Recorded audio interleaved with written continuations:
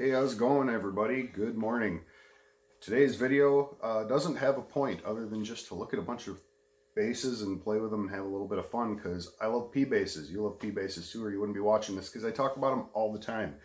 So anyway, I have 5 basses here to kind of play side by side. You know, I'm not doing any kind of hardcore comparison or shootout here or anything, because a lot of these basses, most of them aren't Fender. 2 of them are Fender. One is a very old copy, and then a couple are things that I put together. So we're going to kind of just look at them, play with them a little bit, see what they sound like, and check them out here. So this is going to be, you know, I don't know if you noticed, but my last couple of videos I may have gotten carried away with high production values. So we're going to scale it back. This is going to be a one-take thing. You're probably going to get a good look at my underwear band when I reach back for one of the basses back there. And we're just going to leave it in there. We're doing this, you know, like keeping it real. So, and today's video is brought to you by the band Slayer. Tell your kids. Anyway, we're going to start with my most cut and dried Fender Player Series precision bass. If you've watched any of my videos, you've probably seen this one by now. A lot of people like this one the best. So we'll start with a nice, easy, clean tone here.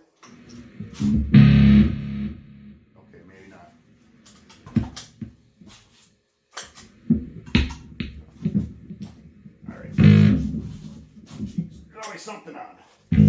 There we go. Clean tone. Tones all the way up.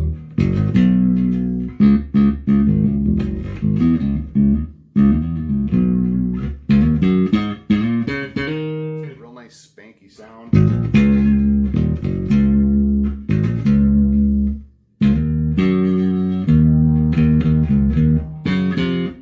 It's real bright.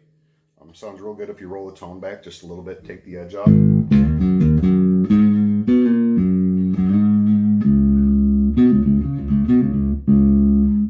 So that's this one in a nutshell.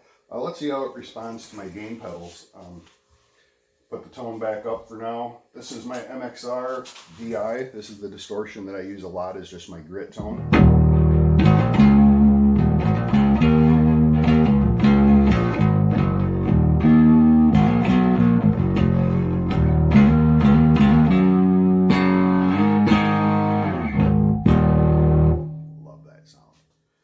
This is my amps distortion. I set this one a little bit warmer, a little tubier sounding.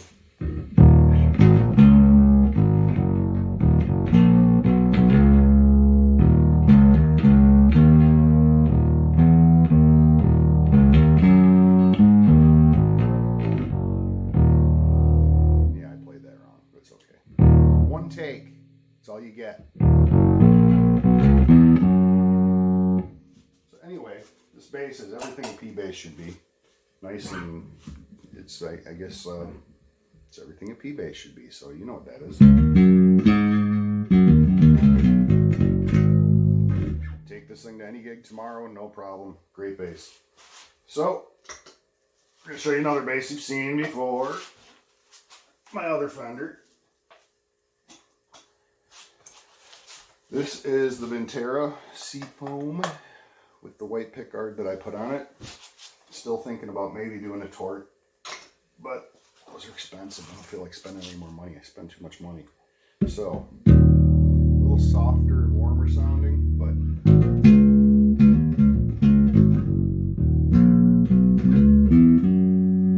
there's the tone open.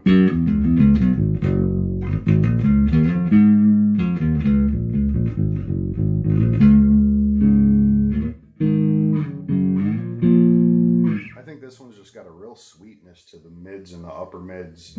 And I like the big fat neck on it. Roll the tone back a little, soften it up.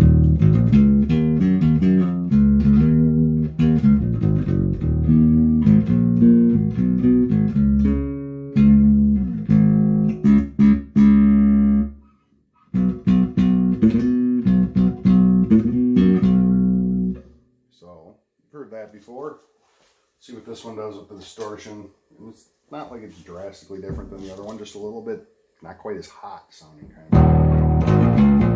It sounds really good with gain.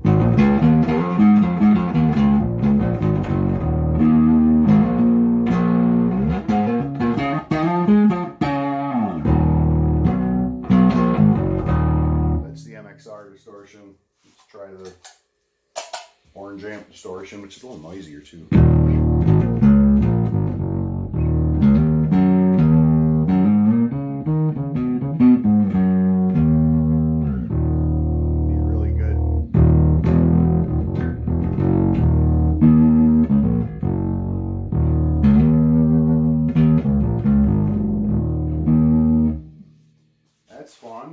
That's fun first off. So now let's go with, I'm going to change things up. Another store-bought, but this one does not belong to me. This belongs to my buddy Mike. He got it for a steal on Craigslist or Marketplace or something. This is a Memphis P-bass. I believe it is a Japanese one. There's not really any distinguishing marks though. Appears to be an alder body. It's really light. But yeah, this is a nice P-bass copy, and I think he got it for like $100 or something like that. But kind of hate him for that. But I like him because he lets me play it and borrow it. And this one's got flats on it, so it's not going to sound like the other ones no matter what I do, but still. Okay, pickup's a little high.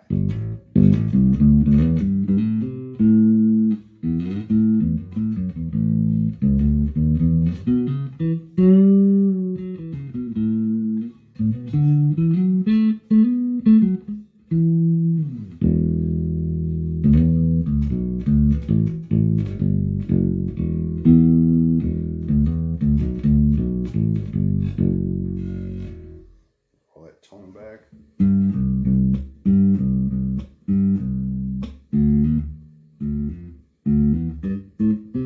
don't play Motown.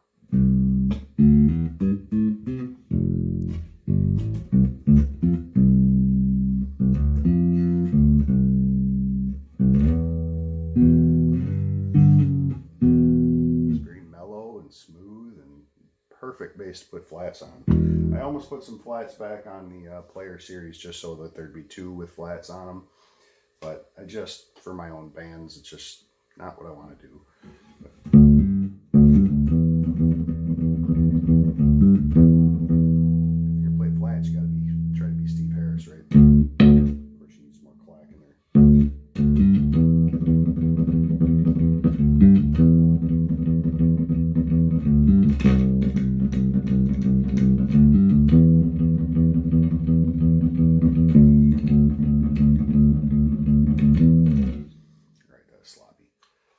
So that's this one.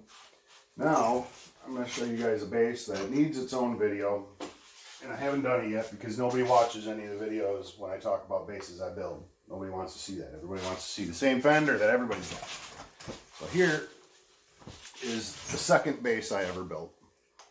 I call it the Leonidas because it's basically a tribute to Fender. It's a mishmash of 3 different Fender basses, completely built by scratch. The body is ash and based on a Jaguar. I did the pick guard. I don't like that metal pick guard or the control plate on jazz basses like they have on Jags, so I kind of used the Fender style and made a pick guard that followed the body a little more.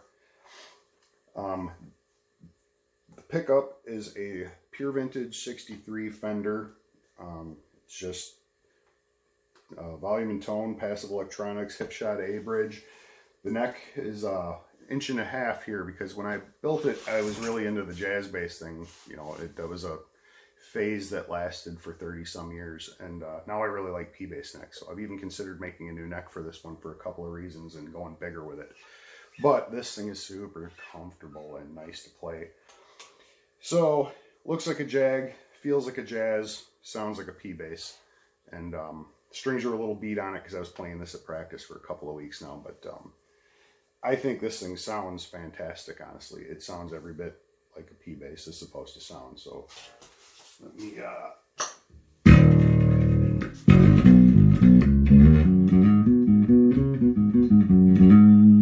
got a couple of noisier frets down here, a little bit of buzziness, especially there. That's about the biggest problem with this bass, and amongst the reasons that I considered making another neck.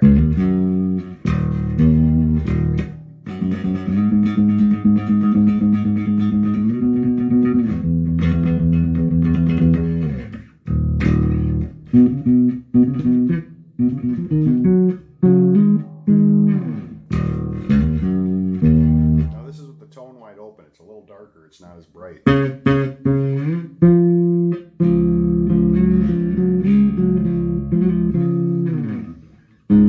People are going to say it's because of the rosewood fretboard, but it's not. It's the pickup. I'm not going to debate the tone wood thing today because that's just set myself up to get made fun of. So anyway, this one, yeah, that's rosewood fretboard. That's the biggest difference. But it is functionally a P-bass though. It's all the same dimensions. It's got an extra fret, but this pickup is exactly where it is in relation to the 12th fret as it is on all these basses. It's a P-bass, man. Just doesn't look like one. And but one of these days I'll talk about it a little bit, and we'll do a whole video just about this and the process of designing and building it.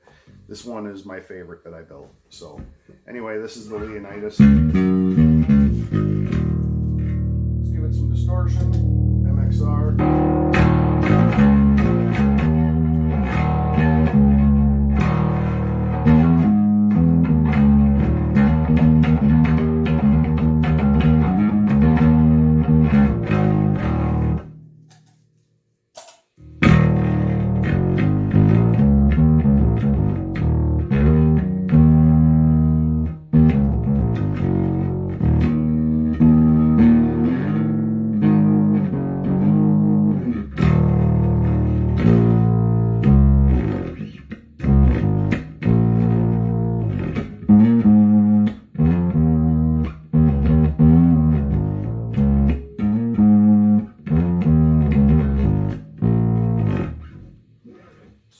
That's that one.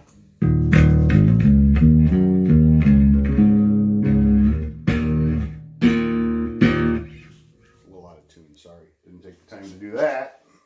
A lot of basses here, man. Take a while. Alright, so now time for the honorable mention. I gotta dig that one out of the back. Put this one down. Talk amongst yourselves. Discuss later.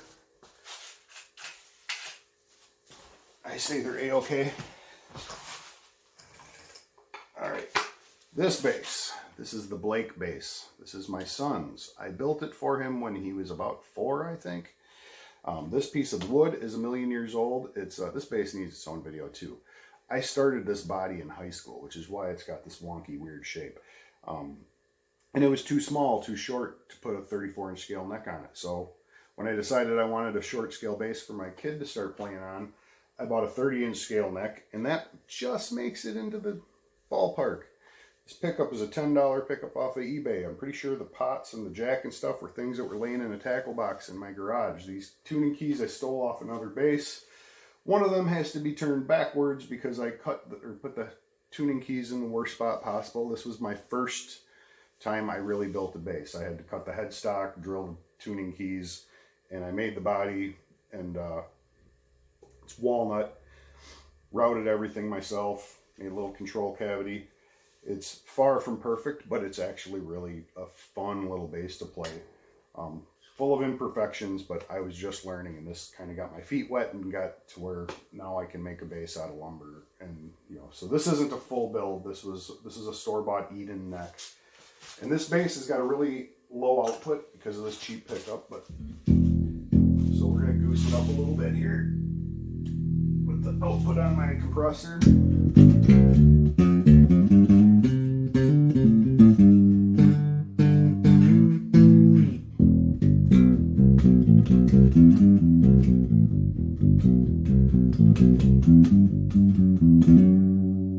Very dark. The tone knob is all the way up, and it sounds like it's all the way down.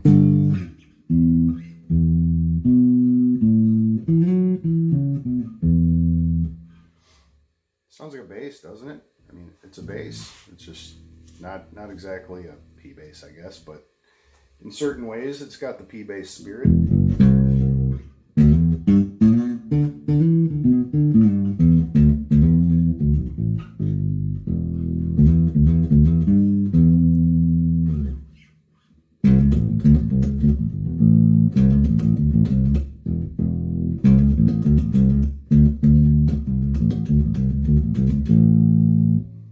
I mean, I could EQ it and make it a little brighter really easily, but this is for my son to play with, and he's small and light, and it's easy for him to handle, so it does what it's supposed to do, and I'm into it for like $60–$70. I mean, this thing was cheap to build, so I couldn't buy a short scale bass for my kid for that much, and this one means something because I built it. So this is the Blake bass. It's his little bass, and I really dig it. It's fun to play with. I hate these string trees. There's all kinds of things that could be better, and maybe someday if he really takes to this, I'll just build him one from scratch to replace it. It sure is fun to plunk on a little 30-incher sometimes.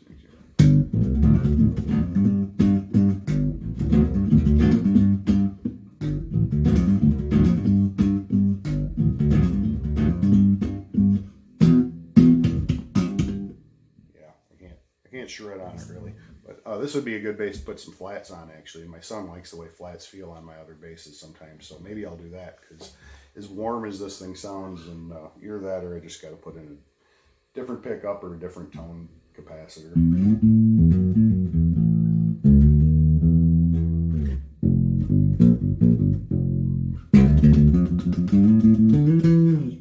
So anyway, that's a big pile of P-basses. Well, this one's kind of stretching it, but and even the Leonidas might be stretching it, but that's more of a P-bass.